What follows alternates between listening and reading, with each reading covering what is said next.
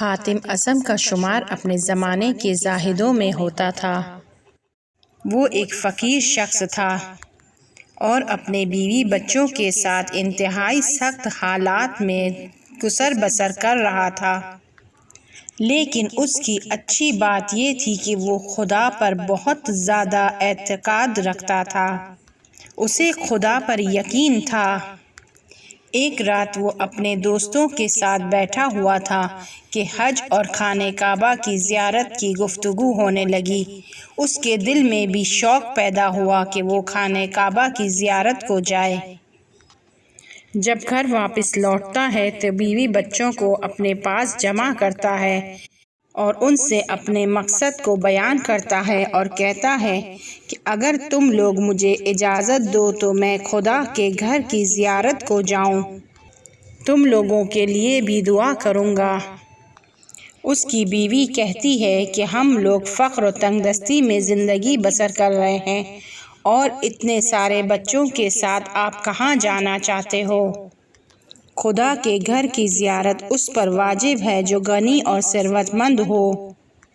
بچوں نے بھی ماں کی تائید کی اور ماں کی بات کی حمایت کی، سوائے چھوٹی لڑکی کے کہ اس نے بہت ہی میٹھے انداز میں کہا کہ کیا ہوگا اگر تم میرے والد کو حج پر جانے کی اجازت دے دو؟ وہ جہاں جانا چاہتا ہے اسے جانے دو۔ ہماری روزی خدا کے ہاتھ میں ہے اور وہ ہماری روزی کا وسیلہ ہے۔ خداوند متعال اس بات کی قدرت رکھتا ہے کہ وہ ہماری روزی کو کسی اور وسیلے سے ہم تک پہنچائے۔ اس لڑکی کی بات نے سب لوگوں کے دل پر اثر کیا اور سب نے اسے حج پر جانے کی اجازت دے دی۔ حاتم بہت زیادہ خوش ہو گیا اور سفر پر جانے کے لیے سامان کو تیار کیا اور حج کے کاروان کے ساتھ روانہ ہو گیا۔ دوسری جانب حاتم کے پڑوسی اس کے گھر آئے اور اس کی بیوی بچوں کو ملامت کرنے لگے کہ تم لوگوں نے اس فقر اور تنگ دستی میں کیوں اسے حج پر جانے کی اجازت دی؟ یہ سفر چند مہینے طولانی ہے اور اس طولانی عرصے میں تم لوگ کہاں سے اپنے رزق و روزی کا بندوبست کرو گے؟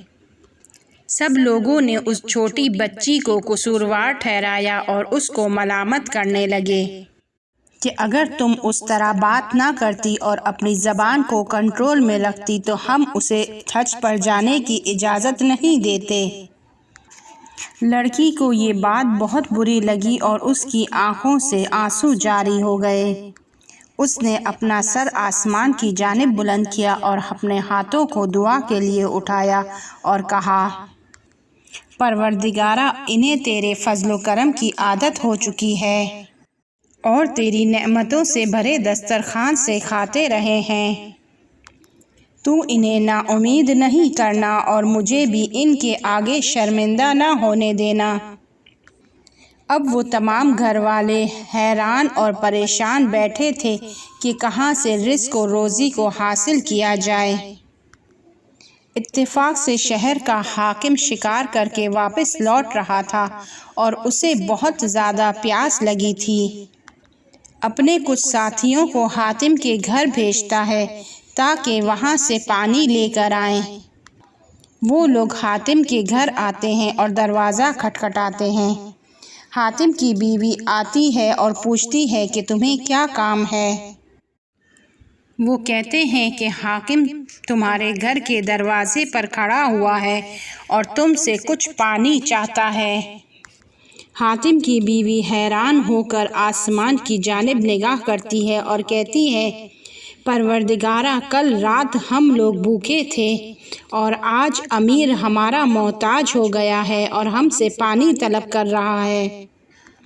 وہ عورت برتن کو پانی سے بھر دیتی ہے اور امیر کے پاس آتی ہے اور اس سے معذرت کرتی ہے کہ اس کا برتن انتہائی اعلیٰ قسم کا نہیں ہے۔ حاکم اپنے ساتھیوں سے پوچھتا ہے کہ یہ کس کا گھر ہے؟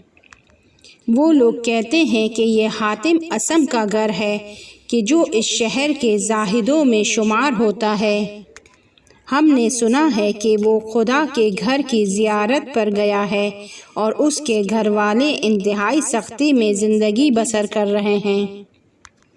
حاکم کہتا ہے کہ ہم نے ان کو زحمت دی اور ان سے پانی طلب کیا، اور ہماری مروت اور مردانگی کے خلاف ہے کہ ہم اس طرح کے ضرورت مند اور کمزور لوگوں کو زحمت دیں اور اپنی ضرورتوں کو ان کے ذریعے پورا کریں۔ حاکم نے یہ کہا اور اپنا قیمتی کمر بند کو اپنی کمر سے کھولا اور گھر کے اندر پھینک دیا، اور اپنے ساتھیوں سے کہا کہ جو بھی مجھے چاہتا ہے وہ بھی اپنا کمر بند اس گھر میں پھینک دے۔ اس کے تمام ساتھیوں نے اپنے قیمتی کمر بند کو کھولا اور گھر کے اندر پھینک دیا۔ جس وقت حاکم وہاں سے جانا چاہ رہا تھا تو اس نے کہا کہ اس خاندان پر خدا کا درود ہو، اور کہا کہ میرا وزیر تھوڑی دیر میں پیسے لے کر آئے گا اور ان تمام کمر بند کو تم لوگوں سے خرید لے گا۔ حاکم نے ان لوگوں کو خدا حافظ کہا اور وہاں سے چلا گیا۔ کچھ وقت ہی گزرا تھا کہ وزیر واپس آیا اور اس نے وہ تمام کمر بند ان لوگوں سے خرید لیے۔ جب چھوٹی لڑکی نے یہ تمام ماجرا دیکھا تو رونے لگی۔ اس سے پوچھا کہ کیوں رو رہی ہو؟ تمہیں تو خوش ہونا چاہیے تھا کہ خداوند عالم نے اپنے لطف و کرم پر ہمیں وسعت عطا کی۔ وہ لڑکی کہنے لگی، میں اس لیے رو رہی ہوں کہ ہم کل رات تک بھوکے تھے اور بھوکے سو گئے تھے۔ خدا کی ایک مخلوق نے ہماری جانب نظر کی اور ہم کو بے نیاز کر دیا، لہٰذا جب بھی خداوند متعال ہم پر نظر کرے گا ہم کو ایک لمحے کے لیے بھی اپنے حال پر نہیں چھوڑے گا۔ اس کے بعد وہ اپنے والد کے لیے دعا کرتی ہے کہ خدایا، کہ جس طرح سے تو نے ہم پر نظر رحمت کی ہے اور ہمارے کام کو بہترین انداز میں انجام تک پہنچایا ہے، میرے والد پر بھی نظر کرم کر اور اس کے کام کو بھی آسان فرما۔ دوسری جانب اس کے والد نے جب اس کاروان کے ساتھ سفر کیا تو اس کاروان میں اس سے زیادہ فقیر تر کوئی نہیں تھا، کیونکہ نہ اس کے پاس سواری تھی کہ جس پر وہ سوار ہو سکے اور نہ کوئی زیادہ سامان تھا۔ البتہ وہ لوگ جو اسے جانتے تھے وہ اس کی مختصر مدد کر دیا کرتے تھے۔ اتفاق سے ایک رات حج کے کاروان کے سالار کے پیٹ میں بہت زیادہ درد ہونے لگا کہ طبیب اس کے علاج سے عاجز ہو گئے۔ سالار پوچھتا ہے کہ کیا ہمارے قافلے میں کوئی ایسا شخص ہے جو بہت زیادہ عبادت گزار ہو اور میرے لیے دعا کرے؟ لوگوں نے کہا کہ ہاں، وہ بوڑھا شخص ہے جو ہمارے ساتھ قافلے میں ہے، کہ جس کا نام حاتم اسم ہے اور جو زاہد ہے۔ وہ شخص کہنے لگا کہ اسے جلدی سے میرے پاس لے کر آؤ۔ غلام دوڑے کہ تاکہ اس کو اس شخص کے پاس لے کر جائے۔ حاتم آیا، اس نے سلام کیا اور اس شخص کے کنارے بیٹھ گیا اور دعا کی۔ اس کی دعا سے قافلے کا سالار ٹھیک ہو گیا۔ اس طرح وہ اس سالار کی نظر میں ایک خاص بن گیا اور سالار اس میں بہت زیادہ دلچسپی لینے لگا۔ حکم دیا کہ اس کے لیے سواری مہیا کی جائے اور اس کے آنے جانے کے اخراجات کو وہ خود پرداخت کرے گا۔ حاتم نے شکریہ ادا کیا اور اس رات وہ سوتے وقت اپنے بستر پر خود کے خدا سے مناجات کرنے لگا اور سو گیا۔ خواب میں ایک آواز کو سنتا ہے کہ جو اس سے کہتی ہے کہ اے حاتم، جو اپنے کاموں کو ہم پر چھوڑ دیتا ہے اور ہم پر اعتماد کرتا ہے ہم اس پر کرم کی نگاہ ڈالتے ہیں۔ اپنے بچوں کے لیے پریشان نہ ہو، ہم نے اس کی روزی کا بندوبست کر دیا ہے۔ خواب سے بیدار ہو جاتا ہے اور بہت زیادہ خدا کا شکر بجا لاتا ہے۔ جس وقت وہ سفر سے واپس لوٹتا ہے تو اس کے بچے اس کے استقبال کے لیے آتے ہیں اور اسے دیکھ کر بہت زیادہ خوشحال ہوتے ہیں، لیکن اس کی توجہ کا سب سے زیادہ مرکز اس کی وہ چھوٹی بیٹی تھی۔